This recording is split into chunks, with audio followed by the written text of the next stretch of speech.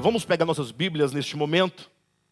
Hoje nós queremos começar uma pequena série, talvez de 3 ou no máximo 4 mensagens, o tempo dirá. Somente com o desenvolvimento desse tema é que nós saberemos ao certo quantos domingos nós vamos precisar.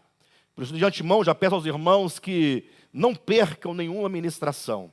Nós teremos algumas ministrações baseadas na Epístola aos Hebreus, uma epístola de profundas advertências contra o espírito de apostasia, contra esse vírus letal, esse vírus muito perigoso, assaz perigoso, que coloca em risco a nossa fé, que coloca em risco a nossa alma, que coloca em risco o nosso destino eterno. Tá bom? Então não assistam hoje, né? Os irmãos já estão aqui, recebam essa palavra. Os irmãos que estão em casa recebam a ministração, mas não deixem de acompanhar nos próximos domingos, porque todas essas mensagens juntas trarão um sentido completo daquilo que nós estamos chamando de o imunizante contra o espírito do anticristo. Vindo para cá, um pouquinho antes de chegar ao local, me veio uma frase no meu entendimento para nortear aquilo que queremos essa noite começar a falar. É uma frase para nortear o nosso pensamento, nortear as nossas considerações. Diz assim, olha: em meio ao burburinho, à expectação, ao medo e às mortes provocadas pelo maligno coronavírus, que é capaz de matar somente o corpo, propaga-se largamente e com amplo contágio outro vírus, muito mais perigoso e letal, pois é capaz de destruir a sua fé, matar a sua alma e conduzi-lo à morte eterna. O vírus da apostasia. Essas ministrações que hoje começamos a falar, elas não são ministrações oportunistas, que se apropriando de um problema, de um tempo de pandemia, quer fazer uma mensagem para fazer um certo diálogo ou fazer uma certa menção. Na verdade, essa mensagem ela é muito apropriada, ainda que não houvesse, porventura, essa pandemia acontecendo. Veja só a gravidade do que nós estamos dizendo com esse pensamento que vai nortear essa série. Veja, em meio ao burburinho, ou seja, há muitas vozes dissonantes falando, as pessoas estão conversando acerca desse assunto, estão com uma certa expectação, estão com um certo medo. Muitas mortes têm acontecido, mortes essas provocadas pelo maligno coronavírus, que é capaz de matar somente o corpo. Agora, olhem para mim que quando eu digo capaz de matar somente o corpo, não há da minha parte, eu digo para os irmãos tomarem cuidado com isso, porque a polarização política está tão grande que qualquer palavra que você coloque de maneira inadequada ou incompleta pode ser motivo de má interpretação, de má compreensão. Quando eu digo capaz de matar somente o corpo, não estou aqui reduzindo a importância, se é que assim se pode dizer, do vírus, ou a letalidade do vírus. Eu não estou reduzindo no sentido de desprezar o perigo que ele representa para a humanidade. Mas eu estou me referindo ao fato de que todo o mal que esse vírus pode fazer é somente contra o corpo físico. O homem é dotado de espírito, de alma e de corpo. O corpo, por mais importante que ele seja, e certamente o corpo é muito importante para o homem quanto à sua integralidade, mas o fato é que o corpo, ele está para o tempo, ele está para aquilo que é terreno, para aquilo que é passageiro. Logo, logo, todos nós teremos um corpo de glória, teremos um corpo transformado, teremos um corpo de luz, teremos um corpo de ressurreição, nós teremos um corpo totalmente imune a qualquer fraqueza, a desonra, a vergonha, a doença, a dor e a morte, porque teremos um corpo semelhante ao corpo de Cristo em sua ressurreição, um corpo glorificado. Agora, veja então que em meio a tudo isso, ao burburinho, à expectação, ao medo e às mortes provocadas pelo maligno coronavírus, que é capaz de matar somente o corpo, propaga-se. Propaga-se de modo silencioso, porque não existem nenhum tipo de ferramentas, não existem mecanismos ou meios humanos e materiais de detectar este vírus espiritual do qual nós queremos dizer, que é o vírus do pecado, que é o vírus da letargia, que é o vírus da apostasia. Como diz aqui o nosso texto, propaga-se largamente com amplo contágio outro vírus. Um vírus que não pode ser impedido de passar para o outro com o uso de máscaras, nem com o uso de luva. Não se mata esse vírus com álcool em gel. Nada se pode fazer no âmbito material, no âmbito humano, para resolver o problema desse outro vírus que se propaga largamente com amplo contágio, muito mais perigoso e letal, pois é capaz de destruir a sua fé, matar a sua alma e conduzi-lo à morte eterna. Esse é o vírus da apostasia. O meu receio, e o que me levou a pensar essa série de mensagens, é o fato de que, no meio dessa confusão toda em que nós estamos vivendo, dessa expectação, desse medo, dessas mortes, pode ser o caso que, preocupando-se nós de maneira extrema ou extremada com o problema desse vírus e com a saúde do nosso corpo, nós acabemos por deixar de lado a questão da nossa fé. Corre-se um grande perigo em tempos de crise como essa que nós estamos vivendo, de pessoas se esquecerem daquilo que é primordial, daquilo que é essencial, daquilo que é eterno. Por isso que o Senhor nos levou a pensar acerca da nossa fé nesse período crítico que estamos vivendo, baseado aqui no livro de Hebreus. Certamente eu vou convidar os irmãos a lerem um trecho ou outro, mas aos poucos nós vamos apontando aquilo que há de maior importância. Não vamos fazer um estudo minucioso, como costumamos fazer com o livro de Hebreus, né? No caso dessa série. Vamos apontar algumas questões que são fundamentais. E antes de tudo, para que haja, então, um diálogo entre o que nós estamos vivendo hoje e esta epístola, eu quero convidar os irmãos a pensarem um pouco comigo o contexto histórico no qual essa carta aos Hebreus ela foi escrita. E esse contexto histórico dessa epístola vai nos mostrar como que nós vivemos momentos idênticos, momento idêntico ao que viveram os hebreus naquele tempo. Abra sua Bíblia na epístola aos Hebreus, no capítulo 10, e versículo 32. Só para os irmãos entenderem um pouco o contexto dessa epístola, para os irmãos perceberem o quanto que essa epístola fala conosco no nosso tempo, como falou aos irmãos hebreus do primeiro século. Diz assim, capítulo 10, versículo 32 em diante: Lembrai-vos, porém,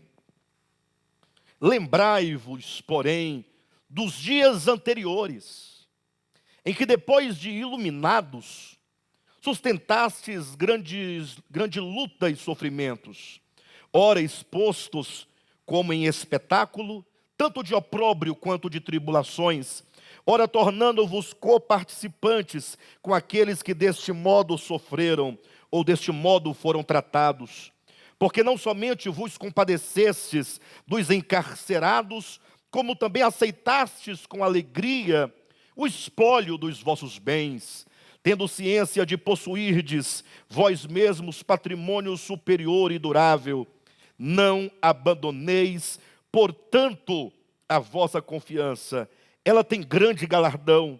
Com efeito, tendes necessidade de perseverança, para que, havendo feito a vontade de Deus, alcanceis a promessa. Porque ainda dentro de pouco tempo, aquele que vem virá e não tardará. Todavia, o meu justo viverá pela fé. E se retroceder, nele não se compraz a minha alma. Nós, porém, não somos dos que retrocedem para a perdição. Somos, entretanto, da fé para a conservação da alma. Creio que só esse texto seria suficiente. Poderíamos encerrar aqui, porque esse texto, ele diz tudo quanto nós queremos dizer hoje e diremos nas próximas semanas. Mas eu quero que os irmãos se atentem vejam que dos versículos 32 até o versículo 34, o apóstolo Paulo, ele chama a memória dos irmãos, ele traz de volta à memória os primeiros começos da fé. O que nós poderíamos chamar, tomando ali de Apocalipse capítulo 3, um certo até jargão já cristão, o período, o tempo do primeiro amor.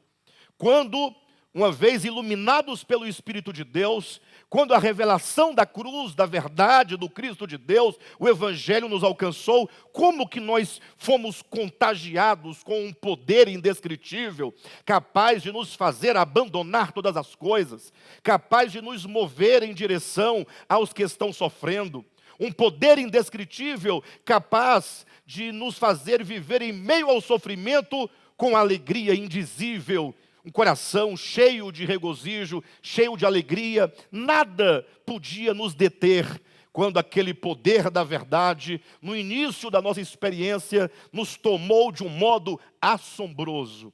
Todos os cristãos verdadeiros, todos os genuínos cristãos, ou filhos de Deus de modo geral, que tiveram de fato um encontro com a verdade, que foram alvo da iluminação do Espírito da verdade, podem testificar desse poder indescritível, dessa força governante, dessa alegria indizível dentro de nós.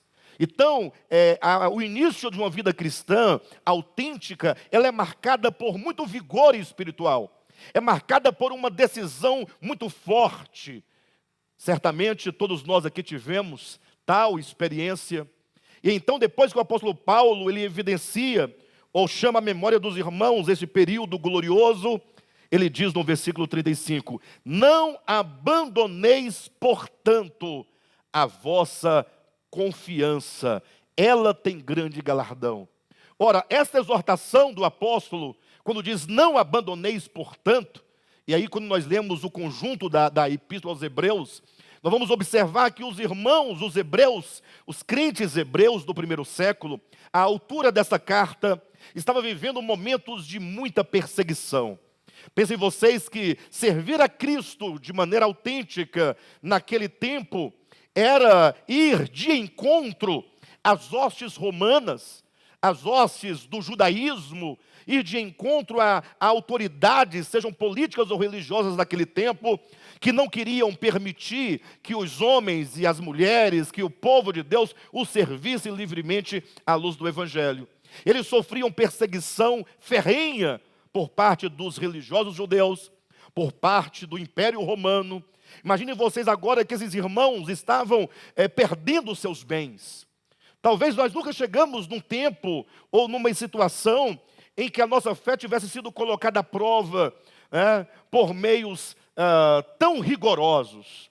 Porque hoje em dia você confessa a fé em Jesus Cristo, você confessa a fé no Evangelho, você se diz um cristão, e até de certo modo você pode até falar dos irmãos que no passado sofreram perseguição, ou que foram mártires da fé no tempo passado, ou mesmo no tempo presente.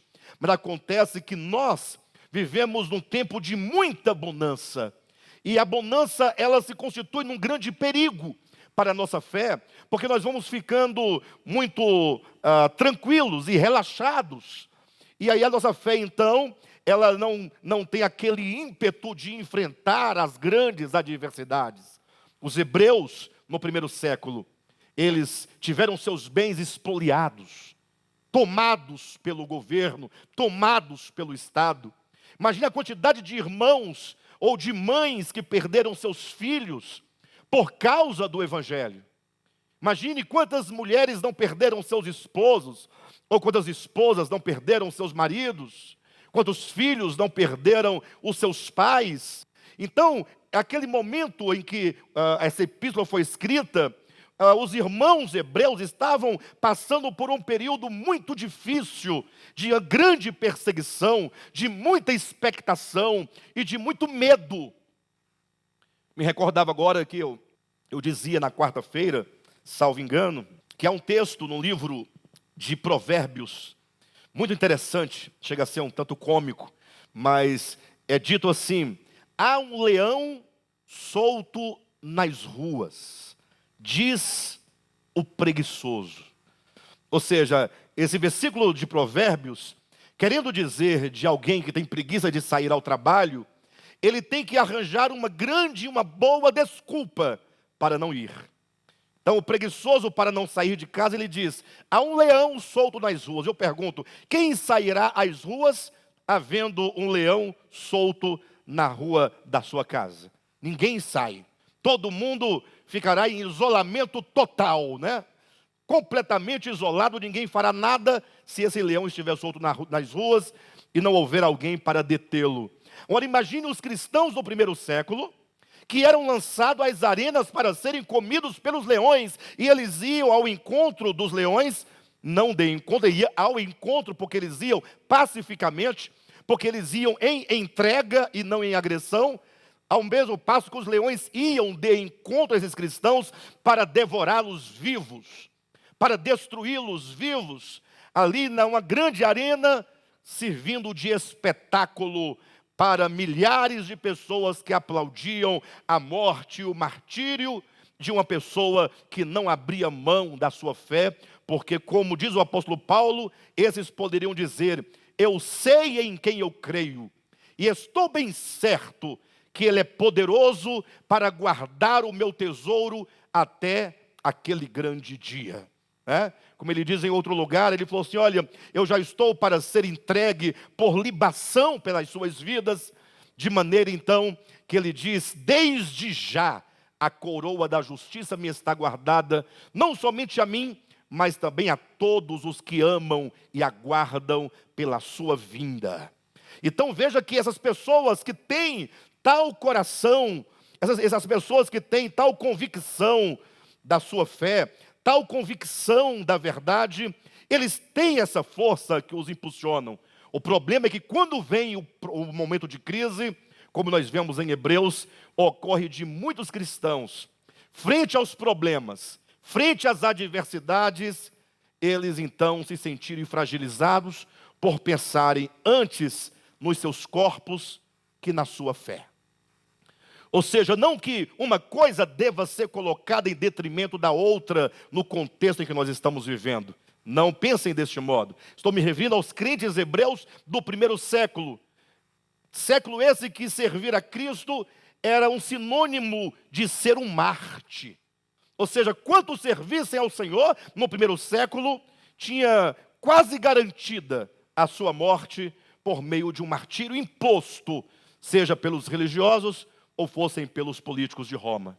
De todo modo, Paulo diz assim, no versículo 35, não abandoneis, portanto, a vossa confiança. Em momentos críticos de crise, é preciso manter firme a confiança. Ela, a confiança, tem grande galardão. Essa confiança tem grande recompensa. Com efeito, diante desse quadro, e diante da necessidade de se manter firme a nossa confiança, tendes necessidade de perseverança, para que, havendo feito a vontade de Deus, alcanceis a promessa, porque ainda dentro de pouco tempo, aquele que vem virá e não tardará. Todavia, o meu justo viverá da fé. E se retroceder? Quando ele diz e se retroceder, ele está dizendo, é possível que alguém retroceda no caminho da fé.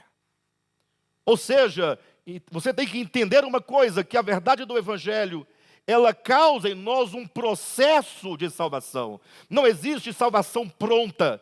Não existe salvação enquanto um passaporte garantidor de sua entrada na eternidade.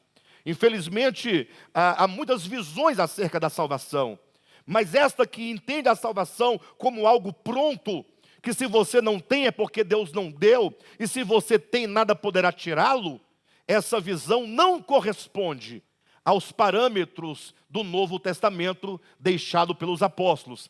É verdade, preste atenção, que aquele que começou boa obra em nós, ele há de completar.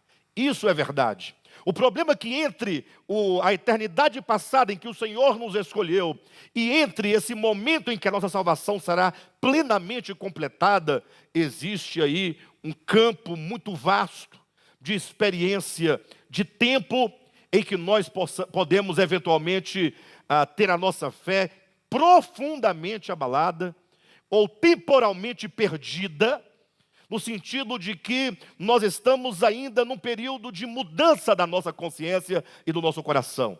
Não é sem razão que o apóstolo Paulo diz que nós devemos nos permitir sermos transformados pela renovação da nossa mente, com a advertência de que nós não devemos nos permitir sermos moldados pelo espírito desse século, pelo espírito dessa era.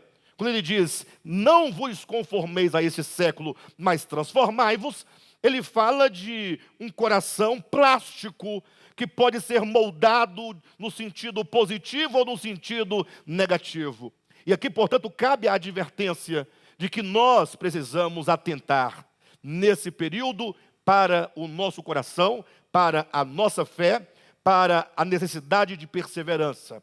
Ora, se nós cristãos tivéssemos tamanha preocupação com a nossa alma e tivéssemos tamanho cuidado com o nosso coração, como nós temos com o nosso corpo relativamente ao coronavírus. O coronavírus é o seguinte, é um vírus muito mau, ele é letal. Você pode morrer eventualmente. Muitos morreram. Talvez você tenha pego e não morreu. Talvez você seja assintomático. Mas o fato é que, por via das dúvidas, devemos tomar todas as precauções. Nós devemos usar máscaras. Eu sei que existem aqueles que acham que não tem nenhuma validade, mas discussões políticas à parte, vamos falar de maneira geral. Você pode usar a máscara para evitar o contágio ou evitar contagiar. Você pode usar o álcool em gel. Você pode usar o tapete sanitizante. Você pode evitar o contato físico. Você pode evitar aglomerações. E na última das hipóteses, você pode tomar a cloroquina. Você pode tomar a azitromicina. Você pode tomar, o que mais? A ivermectina. O que mais? As vitaminas. Pastor, eu não concordo com esse protocolo. Não tem problema, você pode morrer também, né? Você pode morrer também. Na última das hipóteses, usa a sua inteligência. Se não serve para nada, eu vou tomar. Porque o máximo que pode fazer é não servir para nada. Mas vai que serve, né? Você tem que fazer igual o ateu. O ateu nega Jesus a vida inteira. No dia da morte, ele aceita por via das dúvidas, né?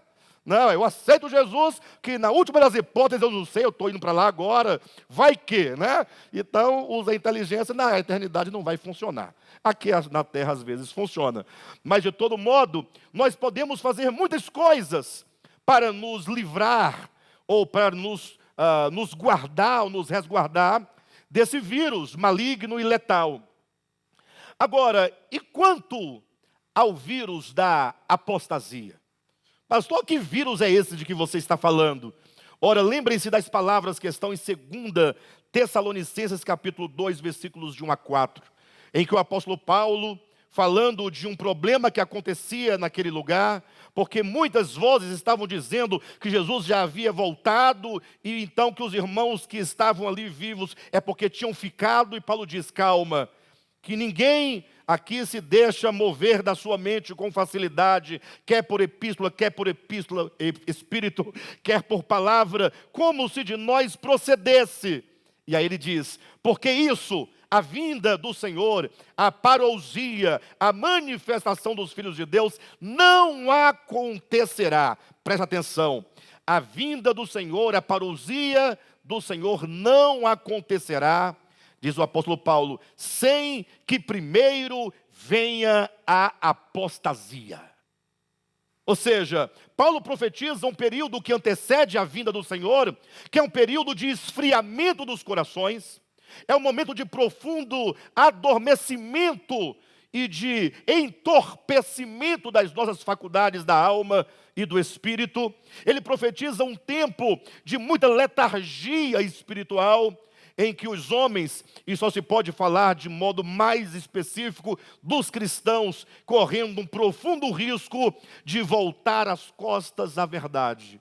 A Epístola aos Hebreus trata da questão da apostasia, talvez domingo próximo, no outro, falaremos algo a respeito, mas o fato é que, vendo o apóstolo Paulo o perigo iminente de os cristãos perderem a sua fé, dos cristãos correrem o risco da apostasia, ele escreve uma epístola como que um imunizante contra a apostasia iminente no seu tempo.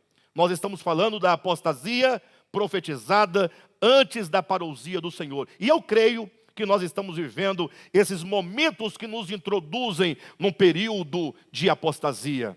Quem sabe esse vírus maligno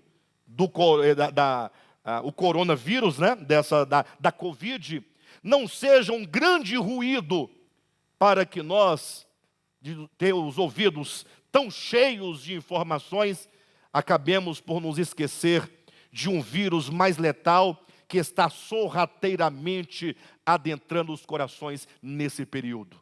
Quem pode dizer que todos esses problemas nos quais nós estamos envolvidos e estão nos afetando sejam ações no mundo espiritual, para que você, se preocupando tão somente com aquilo que é imediato e visível, acabe se esquecendo daquilo que é essencial e eterno. Então essa epístola aos Hebreus, ela foi escrita enquanto um imunizante, para que os cristãos daquele século pudessem então serem imunizados contra a apostasia do seu tempo.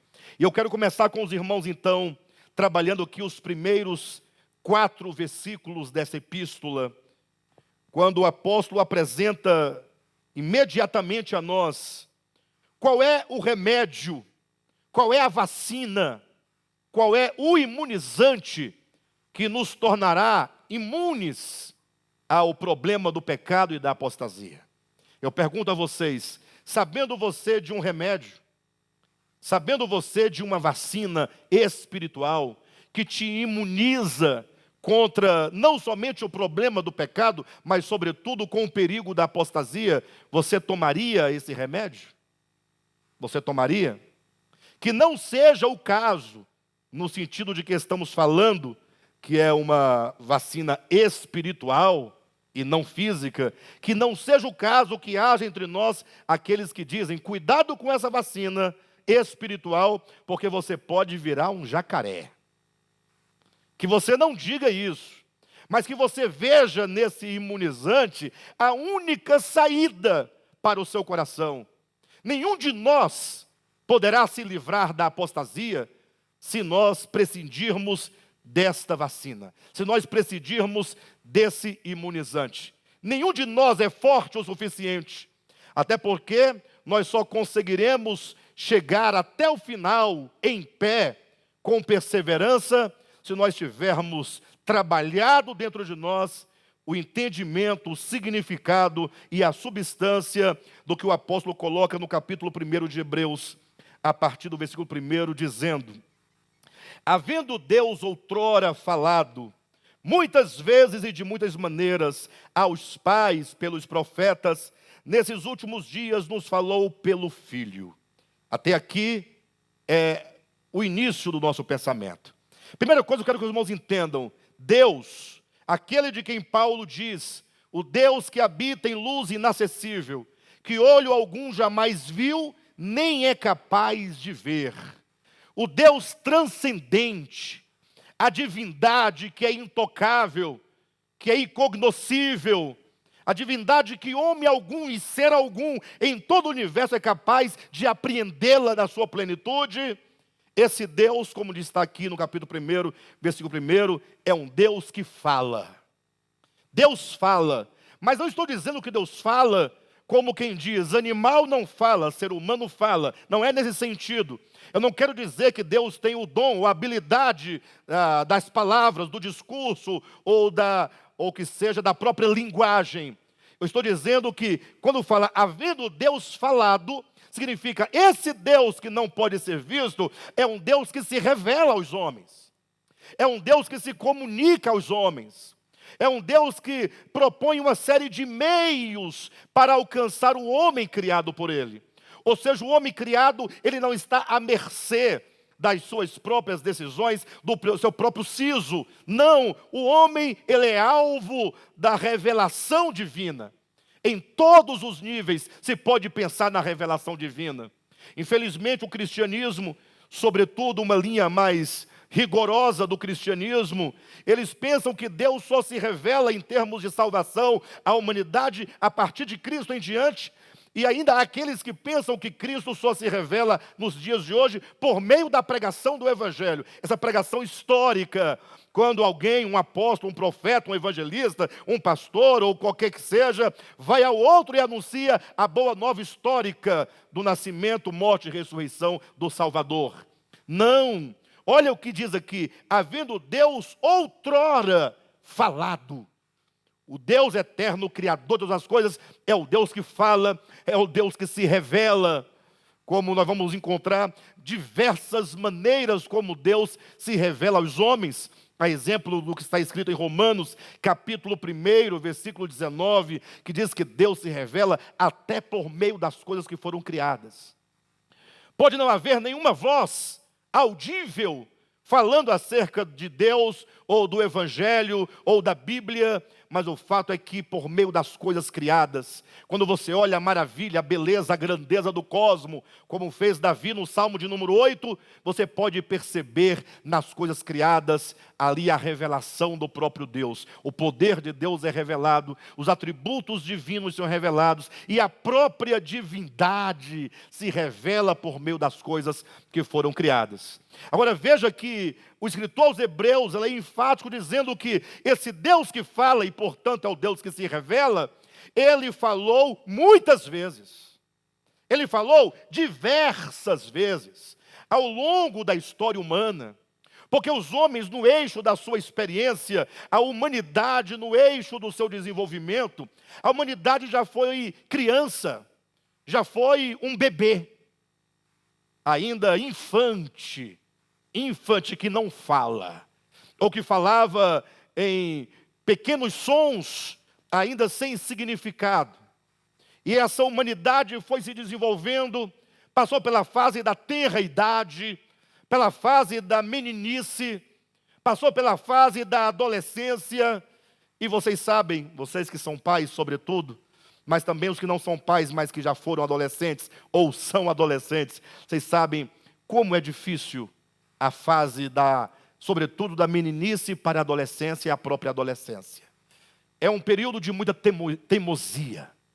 É aquele período mais dramático em que o homenzinho, a menininha, se entende como conhecedora de todas as coisas e ninguém sabe mais do que elas. Ela sabe mais do que todo mundo. Desafia os pais, desafia as autoridades, desafia a todos. É aquele período em que se quer ter todo o conhecimento, não sabendo absolutamente de nada. Como Deus poderia falar à humanidade nesse tempo tão elementar, nesse tempo de infância? Ora, o fato é que Deus falou. E os pais que aqui estão, que têm ou já tiveram filhos, crianças, vocês sabem que nós ensinamos os nossos filhos na tenra idade, na infância, de acordo com a capacidade cognitiva que elas possuem. Nenhum pai vai chegar diante de um filho de 3, 4 anos de idade e falar: se assenta aqui que agora você vai aprender com Immanuel Kant sobre a ética, sobre a moral e sobre os costumes. Ninguém vai ler para um filho de 3, 4 anos a metafísica da ética e da moral de Kant, vai? Nem os adultos, se lerem, não vão entender direito. É um fato. Agora imagine só, Deus indo à humanidade na sua tenra infância, na sua adolescência, falando palavras tão grandes e tão profundas como as de Cristo nos Evangelhos. Embora as palavras de Cristo nos Evangelhos sejam palavras muito simples, mas não simplórias. São simples porque o falar de Cristo era simples, mas era um falar profundo, que falava de coisas muito profundas da alma, do coração, dos relacionamentos, e falava a uma humanidade que no seu tempo já tinha condições de ver um horizonte diferente do que os antigos podiam ter.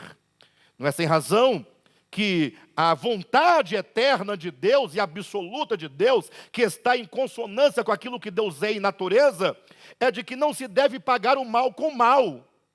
Só que até para nós, do século 21, isso está muito além de nós. Quem já conseguiu digerir e absorver toda a essência e todas as proteínas, todos os sais minerais, todos os nutrientes desse mandamento, dessa verdade. Não pagueis o mal com o mal, mas pagueis o mal com o bem. Olha a pergunta: quantos de nós já conseguiu digerir essa verdade? Eu acredito que nós ainda não digerimos, porque nós ainda temos profunda dificuldade, não de compreender o mandamento, mas de viver o mandamento. Nós nem mesmo nos lembramos de que há mandamento quando nos ofendem, né? Nós nem mesmo nos lembramos que existe Jesus, que um dia ele falou essas palavras. Então, como Jesus, ou como Deus, haveria de falar antigamente aos pais, no tempo da infância, aquele povo? Imagine só no tempo da barbárie, em que os homens não tinham outro meio de sobrevivência, senão a terra para plantar. E como a terra para aquele povo, naquele lugar, era escassa, o povo tinha que tomar a terra do outro, era uma questão de sobrevivência. Ou seja, era ainda no tempo que o homem estava saindo da fase de natureza, né? Agora, para ter as suas propriedades, para plantar, para construir, para edificar. E agora, era cada um cercando o seu pedacinho, e cada um se armando, porque qualquer hora viria um inimigo para tomar a terra e escravizar aquele povo. Não havia outro meio, outro recurso, outra mentalidade. Como é que Deus poderia tratar com esse povo? Imagine Deus chegando para esse povo e dizendo por meio de um profeta: ô pessoal, olha aqui, ó, povo hebreu, vocês hebreus e cananeus e todos eus aí, presta atenção. A ninguém pagueis o mal com o mal, mas pagueis com o bem. Eles não teriam como absorver isso, como tragar isso, como comer isso, como praticar isso. Então Deus falava a eles ali com um método e na proporção do que eles podiam entender e praticar, dizendo: olha, olho por olho e dente por dente. Porque se aquele povo da barbárie conseguisse sair de uma vingança absoluta, geral, sem limites, para o olho por olho, dente por dente, já seria naquele tempo um grande avanço. Vocês entendem? Porque imagine só, alguém feria um indivíduo de uma aldeia. Iam os grandes, os heróis, os poderosos, os homens daquela aldeia, a outra aldeia, e chegava lá, criava uma carnificina, matava todo mundo, destruía toda a tribo. Não era desproporcional? Aqui um foi ferido, lá 50 foram mortos. Então, para diminuir essa falta de justiça e de equidade, naquele tempo se falava apenas assim, olho por olho, dente por dente. E se eles, aqueles que avançavam para esse nível, poderia dizer alguém perfeito no seu tempo. Não a perfeição de que se fala que todos nós chegaremos no último dia, mas a perfeição possível no seu tempo, na proporção e na medida da revelação que eles receberam. Bem, mas o que eu quero deixar claro aos irmãos é que Deus fala, é que Deus se revela, e que Ele veio falando no tempo. Só que na medida em que essa humanidade avançava mais um século, mais um milênio, a cada aniversário, a cada nível de crescimento, a palavra de Deus vinha a esse povo. Deus falava a esse povo várias vezes, de diversas maneiras. A palavra de Deus ia se ajustando na proporção da capacidade cognitiva daquele povo. Então, é como a mãe que ensina um bebezinho, bem pequenininho, que ainda mama, que começa a modificar a sua linguagem, e vai falando de maneira um pouco mais clara, na medida que a criancinha começa a falar também, na medida que a criancinha começa a caminhar. Não é assim? É tão bonitinho a mãe limpando o bebezinho com 2, 3 mesinhos de nascido. A mãe fala, fez cocôzinho. Cocôzinho na fraldinha, mamãe limpa, né? A mamãe fica alegre limpando.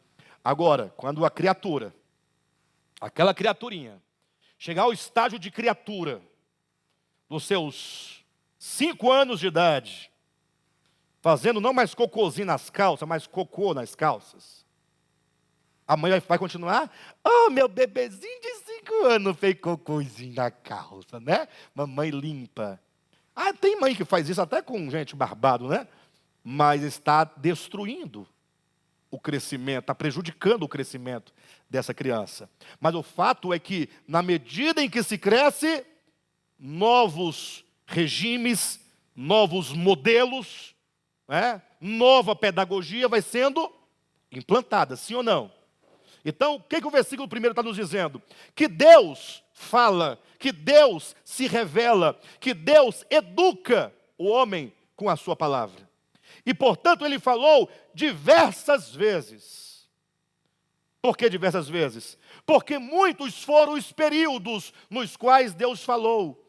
Diversas vezes, muitas vezes, de maneiras diversas, falou aos pais. No caso, essa palavra pais aqui no livro de Hebreus, é porque os hebreus tinham como pais os patriarcas, Abraão, Isaac, Jacó e etc. Então, falou aos primeiros, lá na antiguidade, como que Deus falou muitas vezes, de diversas maneiras, aos pais pelos profetas. Deus veio falando, até que um dia, diz o versículo 1, nesses últimos dias, Deus nos falou pelo Filho. Quando diz nesses últimos dias nos falou pelo Filho, a ideia é de que em Cristo, em Jesus, o Filho, o falar de Deus alcança a plenitude da realidade que se quer anunciar. Que em Cristo, o falar de Deus, que outrora ainda era pedagógico, nos invólucros dos símbolos, das figuras, que ainda era visto como sombras, ainda eram como que palavras gaguejantes, por causa das pessoas, do tempo, chega o momento que esse falar alcança o ápice da inteligência, o ápice da razão. Isso pode ser percebido em João capítulo 1, quando João diz assim, olha, no princípio era o verbo. A palavra verbo, que é do latim verbo, que vem logos do grego, pode ser tranquilamente traduzida, sem nenhum prejuízo, para razão. Razão cósmica, razão universal. Ou seja, a razão do universo, a inteligência do universo, que é a perfeição de tudo que se pode falar sobre razão, que é o próprio Cristo, ele diz, e este que é o Logos, que é o verbo, que é a razão, se fez o quê? Se fez carne. E quando o Logos se faz carne e entra no mundo, está no capítulo 1 de João, é como que a luz entrasse no mundo. E essa luz, diz João, resplandece dentro de todos os homens que vêm ao mundo. Em Cristo instaura-se um novo momento e um novo tempo. Não é sem razão que Jesus é o nome, é a figura, é a pessoa cuja obra separa ou divide os tempos em antes dele e depois dele. Em Cristo cessam-se todos os mitos. Todos os mitos. Todas as nações fundadas antes de Cristo eram fundadas na base dos mitos. De Cristo em diante, historicamente falando, não há mais mitos enquanto prática, senão enquanto estudo. Ou seja, Jesus vem e diz, olha, eu sou o caminho, eu sou a verdade, eu sou a vida. Ele diz, eu sou a verdade. Em seguida, ele vai dizer em outro lugar, e conhecereis a verdade, e a verdade vos libertará. Ou seja, Cristo, enquanto a verdade, é aquele que vem ao mundo para direcionar o olhar da humanidade para a realidade de Deus, fora dos símbolos, fora da lei, fora das sombras, fora das profecias, agora olhando e contatando o próprio Deus dentro do próprio homem. Por isso que Paulo vai dizer que até então toda a humanidade vivia como que guiada por um aio. Em Gálatas capítulo 4, versículo 4. Toda a humanidade, embora fosse filha de Deus, herdeira das riquezas divinas, ela vivia como que guiada por um aio, vivia na posição de um escravo. E aí diz, vivia por meio de rudimentos. Tudo que vem antes de Cristo é rudimento. A partir de Cristo em diante, é dito, vindo, porém, a plenitude do tempo, Deus enviou seu Filho, nascido de mulher, nascido sob a lei, para nos resgatar, ou resgatar aqueles que estavam debaixo da lei, a fim de lhes conceder o Espírito do seu Filho, para que estes pudessem alcançar a posição de filhos. Então, de Cristo em diante, queridos, toda a história muda. E então, os hebreus começam a dizer a esses hebreus, que estavam vacilantes, com as mãos,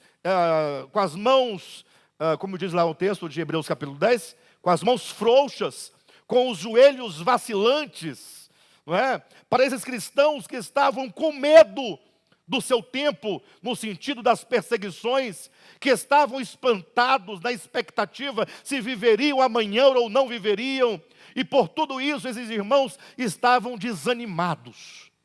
Imagine que carta aos hebreus, esses irmãos estavam vendo apenas uma solução: voltar para a velha vida do templo. Essa era a ideia. Nós podemos continuar a servir a Deus no templo de Jerusalém. Nós podemos voltar aos sacrifícios, aos sacerdotes. Afinal, tudo é de Deus. E os escritores hebreus falam, gente, não façam isso. Prestem atenção. Tudo aquilo que veio antes de nós foi o falar de Deus, outrora, de maneiras diversas, mais pedagógicas, mas não era ainda o falar final e máximo de Deus, porque o falar final e máximo de Deus é o seu próprio Filho. E aí então essa carta aos hebreus, capítulo 1, capítulo 2, capítulo 3, capítulo 4, capítulo 5, 6, 7, 8, 9, até o capítulo 10, o apóstolo vai apresentando esse Cristo de uma maneira gloriosa. É como que dissesse, nós não temos diante dessa manifestação e diante da revelação desse Cristo, capítulo 1, esse Cristo que é maior do que os anjos. Capítulo 2, esse Cristo que é o novo homem maior do que Adão. Esse Cristo, conforme está no capítulo 3, que é maior do que Moisés. Esse Cristo que é maior do que Arão, no capítulo 5. Esse Cristo que é maior do que os sumos sacerdotes, no capítulo 6 de Hebreus. Capítulo 7, capítulo 7 e 8, aquele que é o sumo sacerdote, maior do que todos os sacerdotes que vieram antes, cujo templo é um templo espiritual, não construído ou erigido por mãos humanas. O apóstolo vai apresentando esse Cristo na sua glória, na sua essência, na sua natureza, sem nenhum invólucro de lei, ou de sombras, ou de figuras, ou de símbolos. E ele diz o seguinte, esse Cristo, ele próprio é a palavra de Deus. Ou seja, nós não teremos como escapar da apostasia. Se nós ainda virmos fora da palavra de Deus qualquer saída para as nossas vidas. Em outras palavras, nada que nós fizermos no que tange a usos e costumes, nada que nós fizermos no que tange a lei de Moisés, nada do que nós fizermos no que diz respeito a qualquer prática antigo-testamentária, qualquer coisa que nós fizermos, que seja produto da indústria humana, do labor humano, obras de leis, nada disso poderá guardar o nosso coração. Uma vida cristã fraca, uma vida cristã sem vigor, ela fala de uma vida cristã que vive na tentativa de sobreviver baseado em coisas religiosas. Se você eleger para a sua vida religiosa o fazer isso ou aquilo outro, até que sejam as coisas mais importantes no âmbito da nossa experiência, no âmbito social, dos nossos relacionamentos. Por exemplo, imagine você que você fala assim, eu, como cristão, eu vou aos cultos todas as quartas e todos os domingos sem falhar nenhum. Poxa, já é uma coisa bacana, não? Eu, como cristão, separarei mensalmente a minha oferta para a causa de Deus, para ajudar órfãos, viúvas, os pobres, os necessitados. Eu farei isso ou aquilo outro. não comerei essa comida, não beberei aquela bebida, não frequentarei aquele lugar. Tudo que você fizer nesse âmbito não é capaz de fortalecer o seu coração e fazê-lo vivo, cheio de vigor em tempo de crise. Nós estamos vivendo um tempo de profunda crise espiritual. Os irmãos não têm ideia do que nós estamos vivendo. Essa crise humana, material, histórica aí do vírus, do coronavírus, em nada se assemelha ao que nós estamos vivendo no âmbito espiritual. Se nós pudéssemos ver, nós certamente gostaríamos imediatamente de rever a nossa vida espiritual do ponto de vista daquilo que é essencial. Não que nós não nos preocupemos com a vida cristã. O problema é que muitas vezes a nossa preocupação está no lugar errado. Às vezes nós estamos pensando em construir uma vida cristã, pensando em um tanto de coisas que são desnecessárias. E Paulo diz, olha, é preciso que você volte o seu olhar para Jesus. Quem é Jesus? Para você. É preciso que você compreenda o Cristo de Deus enquanto aquilo que é necessário para a nossa sobrevivência humana e espiritual. Entender a Cristo, como o escritor aos Hebreus vai colocar, veja no restante do texto, havendo Deus outrora falado muitas vezes e de muitas maneiras aos pais pelos profetas, nesses últimos dias nos falou pelo Filho, veja, a quem constituiu herdeiro de todas as coisas, pela qual também fez o universo. Ele que é o resplendor da glória, ele que é a expressão exata do seu ser, sustentando todas as coisas pela palavra do seu poder, depois de ter feito a purificação dos pecados, assentou-se à direita da majestade nas alturas. Olha o que o apóstolo está colocando diante de nós. Ele que é o resplendor da glória. Ou seja, aquilo que de Deus se pode ver é apenas o seu resplendor. Ninguém pode ver a Deus. Imagine uma figura ainda um tanto distante, mas é como o sol, que você olha, você vê todo o resplendor, mas você não consegue de fato vê-lo enquanto há estrela. Eu sei que esse exemplo não traduz exatamente ou com precisão o que queremos dizer, porque se você forçar um pouco, você ainda consegue ver a bolinha do sol, não é? Talvez fechando um pouco os olhos, usando talvez uma lente própria, você consegue ver. Mas imagine que se não é possível que se veja a Deus, é dito que Jesus, o Cristo encarnado de Deus, é o resplendor do próprio Pai. Ou seja, quando você olha a Cristo, você vê os raios, o brilho, a glória, a natureza, a essência do Pai. Ou seja, Cristo é o falar final de Deus, porque Ele não está mandando nenhum recado do que Deus quer comunicar à humanidade. Ele está mostrando ao mundo quem é o Pai, como é o Pai. Definitivamente nós precisamos contemplar a Jesus, olhar para Jesus, admirar Jesus, e é preciso que nós sejamos absorvidos e tomados desse resplendor, dessa glória que dele emana, para que nós sejamos transformados como ele é. Por isso uma vez ele disse para Filipe, olha Filipe, quem me vê a mim, vê o Pai. Ou seja, ele é a expressão exata. Então se você quer de fato e de verdade conhecer a Deus, servir a Deus, olhe para o Filho. Jesus, o Cristo de Deus encarnado, quanto à sua mensagem, quanto à sua obra, quanto à sua natureza, quanto àquilo que ele é, palavra de Deus, ele é o único que pode nos imunizar contra o pecado e contra a apostasia. O que há de mais importante para você na sua existência? Se você perguntar isso para um crente, dentro de um ambiente de igreja, ele vai dizer o quê para você?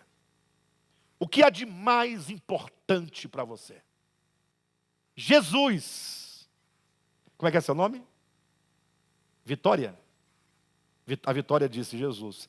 Essa é a resposta que eu acredito que a maioria responderia. O mais importante é Jesus. Olhem para mim todos em nome de Jesus. Vocês que estão em casa, olhem para mim também. Jesus, o Cristo de Deus encarnado e revelado. Não responda em voz alta, apenas pense.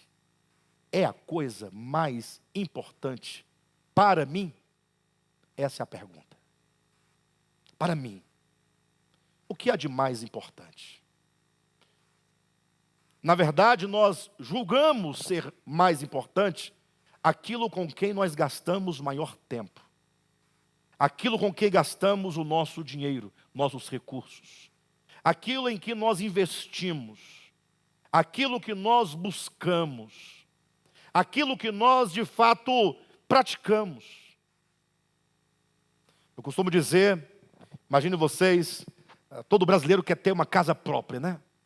Casa própria. Eu me recordo, há um tempo, alguns anos atrás, muitos anos atrás, tinha um pessoal, até de igreja mesmo, não era, nosso ministério não havia ainda nesse tempo, mas gente de igreja falava: olha, tem uma terra ali para o lado não sei de onde, e é o seguinte, essa terra está lá, já tem um projeto para entregar essa terra para nós, brasilienses, e esse projeto está saindo, mas para que você garanta o seu pedaço, você tem que ir lá, cercar e colocar uma tenda e ficar dentro lá, dormindo até sair o projeto, para você poder garantir.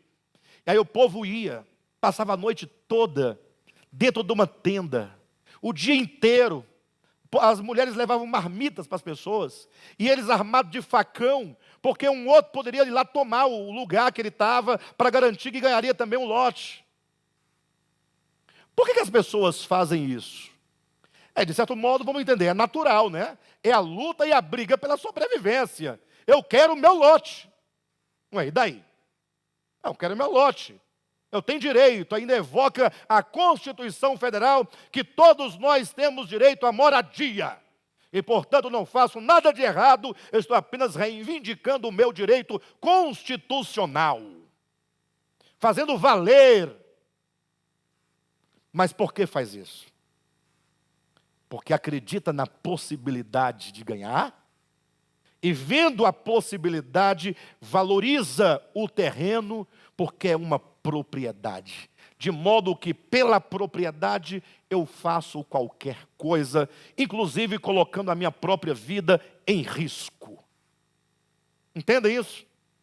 Ou seja, assim se faz porque assim se deseja, porque nisso crê, porque isso ama.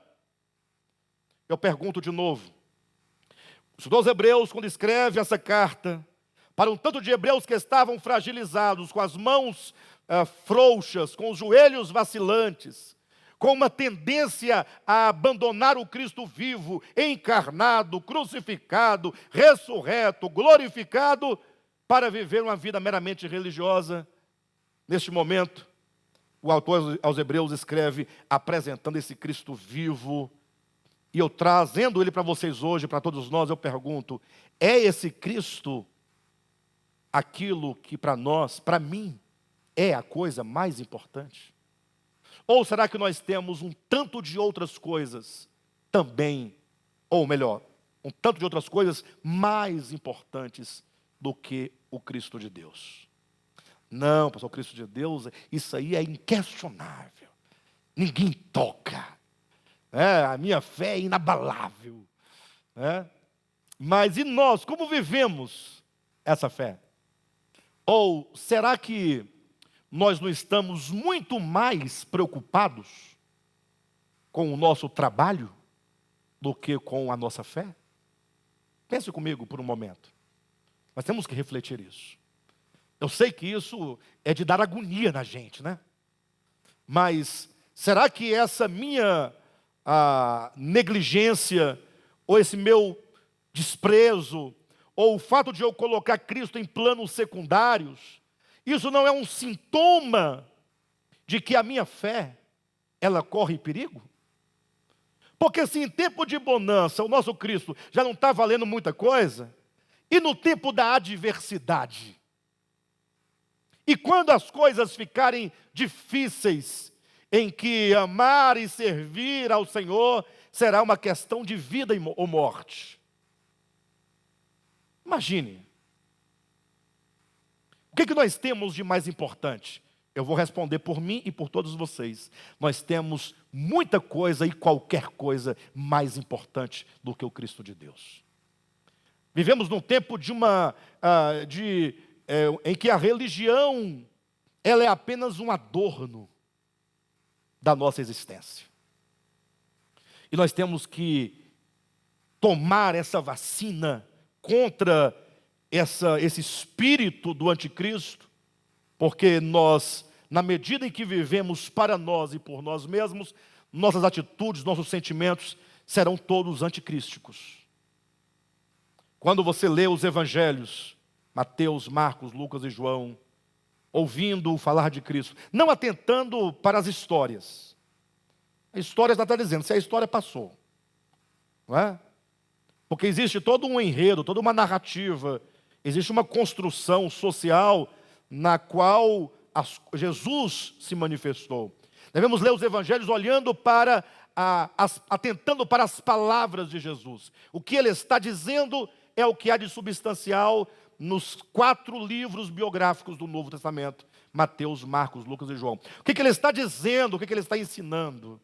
E quando você então começar a tomar essas palavras de Cristo, como Cristo diz, as minhas palavras são espírito e são vida, você estará sendo imunizado contra qualquer tipo de apostasia.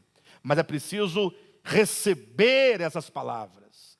Como os irmãos têm recebido essas palavras, que nós temos insistentemente pregado esse Cristo de Deus maravilhoso, poderoso, e os irmãos têm recebido. Mas temos aqui uma advertência, ainda no livro de Hebreus, agora no capítulo 2, e olha só o que diz o apóstolo, a partir do versículo 1, ele diz, por esta razão, ora, que razão? O capítulo 1 vai dizer que a razão é simples, pelo fato de nós vivermos no tempo em que Deus nos falou claramente por meio do Filho. No tempo em que nós vivemos, é o tempo em que o falar de Deus é um falar meridional, cristalino, límpido, como a luz do meio-dia, um falar claro, sem obstáculo. Nesse tempo em que o Cristo de Deus veio, enquanto a palavra de Deus nos comunicar a natureza do Pai, o caráter do Pai, a vontade do Pai, a obra do Pai, esse Cristo que é superior aos anjos, em glória, em poder, em nome, em posição, em natureza. Por esta causa, diante desse falar, diante desse Cristo, diante dessa revelação, diante desse tempo, ele diz, por esta razão, importa que nos apeguemos com mais firmeza às verdades ouvidas, para que delas jamais nos desviemos. E aqui está, portanto, o remédio. O que fazer? Quanto aos incrédulos, aqueles que, não no plano teórico, enquanto incrédulo e crédulo, mas aquele que de fato não crer, aquele que de fato não quer, aquele que de fato não se entrega, aquele que de fato faz do seu braço a sua força, aquele que de fato despreza o Criador. Quanto aos incrédulos, está dito, estão mortos nos delitos e pecados. Não adianta chegar para um morto, que está morto e sepultado no abismo dos seus pecados. Você quer um imunizante? Ele está morto. Ele precisa de ressurreição. Ele precisa de vida, de renascer dentre os mortos. E essa vida é o poder de Deus que nos cura de qualquer coisa. Agora, e quanto aos crentes? Esse é o nosso alvo, o nosso público-alvo. Nós crentes. Nós crentes que podemos dizer, nós não estamos mortos nos delitos e pecados. Ou estamos? Tem que haver alguma diferença. Talvez um pouco zumbi, né? Nem morto, nem vivo. Está lá andando. Mas digamos que nós não estamos mortos nos delitos e pecados. Nós recebemos a palavra. Você recebeu a palavra da reconciliação. Você recebeu a palavra enquanto poder de Deus, a palavra que é espírito e vida. E isso renasceu em você um desejo, uma vontade, uma disposição agora de seguir o Cristo de Deus. E você começou a seguir e começou a caminhar. E já vem caminhando há algum tempo. Mas o problema é que nessa estrada, vou dizer como o Carlos Drummond, no caminho tinha uma pedra. Né? Tinha uma pedra no meio do caminho. Nesse caminho nós encontramos muitas pedras, muitos obstáculos. E eu quero ser honesto com vocês. O que me impulsionou a falar dessa epístola dos Hebreus com os irmãos foi um receio. Um receio. Eu tenho no coração um receio de que daqui a 1 ano, 2 anos, não sei quanto tempo, daqui a um tempo, quando esse coronavírus acabar, enquanto perigo, enquanto letalidade, virão as vacinas, virão remédios, tudo. Um dia nós já tivemos várias pandemias e nós vencemos todas elas. Hoje não temos mais medo de algumas doenças que ainda existem, mas que não são mais letais aos remédios, aos antibióticos e etc. Vai chegar um dia em que nós vamos sorrir da cara do corona. Ah, o corona, tem aqui vacina, tal. Estou imunizado, não morro mais. Tem até um médico de uma universidade de Israel, um israelense, que eu li uma matéria que ele descobriu um remédio. Não a vacina, um remédio. A pessoa pegou o vírus, tomou o remédio, fica curado. Ele é curado. Enfim, mas vai chegar esse dia em que nós vamos olhar para trás e vamos sorrir. Mas o meu temor é que daqui a 1 ano, quando isso acontecer, ou 2 anos, ou 3 anos, eu não sei quanto tempo vai durar tudo isso, muitos tenham perdido a sua fé. Eu tenho esse receio. Porque imagine, a igreja enquanto comunidade, enquanto lugar de comunhão, tem uma importância tremenda. Nós somos seres sociais.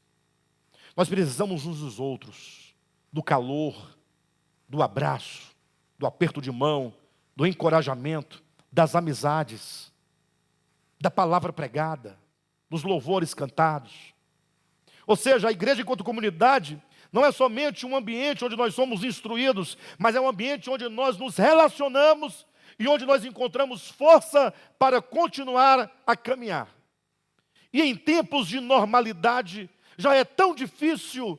Imagine em tempos em que o congregar se tornou uma dificuldade para nós. E não temos como resolver esse problema. Jamais eu farei como alguns pastores fazem, dizendo aos membros que venham com corona, sem corona, com comorbidade, sem comorbidade, com grupo de risco. Não farei isso. Eu vou dizer, você que tem comorbidade, e você que é do grupo que tem a idade lá, fique em casa, se preserve. Mas a minha preocupação é que esses que não podem, e também os que podem vir, todos nós, aqui ou em casa, mantenhamos a nossa fé firme. Como diz, por esta causa importa que nos apeguemos mais firmemente. Então agora nós temos maiores motivos para nos apegar ainda com maior força, com maior determinação. Membros do ministério apostólico de volta à palavra. Membros, você que um dia resolveu se associar a nós nessa luta, nesse trabalho, nesse ministério, nesse pensamento, nessa verdade. Membros do De Volta à Palavra, em nome de membro da comunidade, tá? Todos os cristãos são membros do corpo de Cristo, mas eu estou falando membros dessa comunidade. Importa agora, nesse tempo, que nos apeguemos com mais firmeza. Nós temos uma série de motivos para nós levarmos muito mais a sério do que antes, para nos apegarmos com muito mais firmeza do que antes.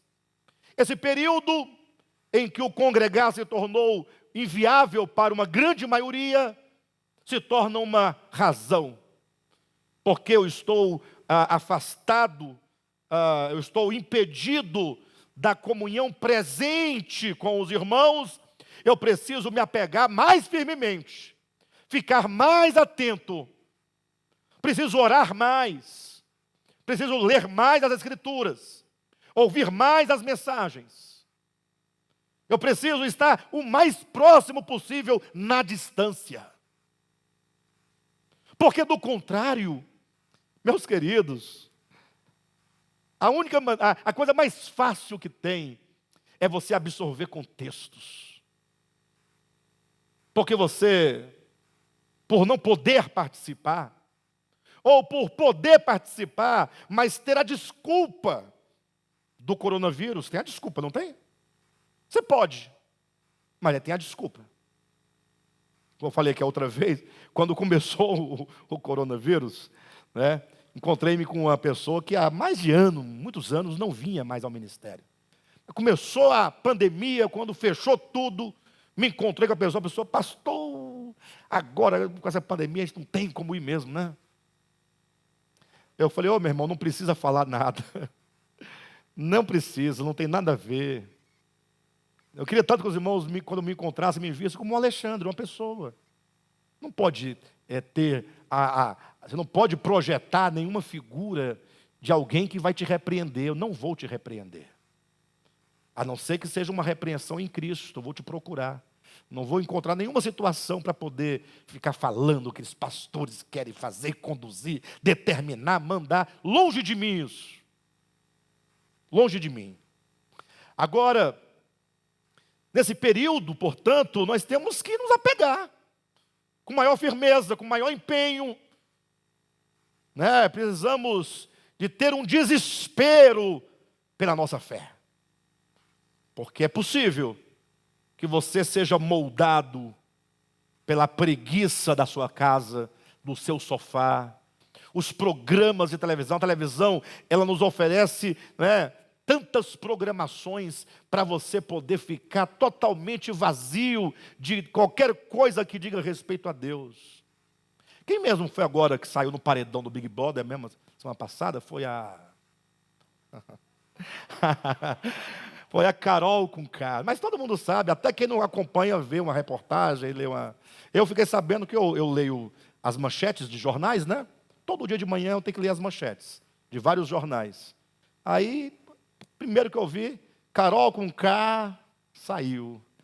E eu falei, Carol com K, não é Carol com C, né? É com K. Nem sei quem é essa pessoa, né?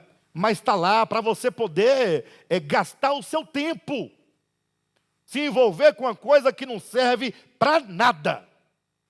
Big Brother não serve para nada. Se você estiver, mas eu gosto de ver televisão, veja o Chaves, serás edificado. Você vai aprender a como não ser mal como o Kiko. Vai aprender a ser sincero como o Chaves. Vai aprender a não ser esperto como a Chiquinha. Vai aprender a não ser malandro com o seu Madruga. Vai aprender a não ser arrogante como a Florinda. Vai aprender a ser besta com o professor Girafales. Tem coisas boas que a gente pode ver. Pode ver também um Big Brother também. É uma decisão sua, né? É porque a gente gosta de ver as coisas erradas do povo. Isso alimenta a nossa alma. A gente gosta de ver traição, palavras malditas, a nudez do outro. É bom que a gente fica fofocando. Você viu? Né? Isso nos alimenta, nos enche de vigor. Ficamos poderosos. Mas, mais do que nunca, vamos aproveitar nosso tempo. Vamos pegar com mais firmeza, tomar com mais firmeza as verdades ouvidas, para que delas jamais nos desviemos. Essa epístola, ela traz algumas advertências. Nas mensagens seguintes, eu trarei aos irmãos essas advertências, porque o apóstolo, ele nos adverte com bastante severidade, apontando onde na nossa vida espiritual, onde no nosso coração esse vírus ele pode atacar e como o vírus da apostasia pode nos contaminar. Tá bom?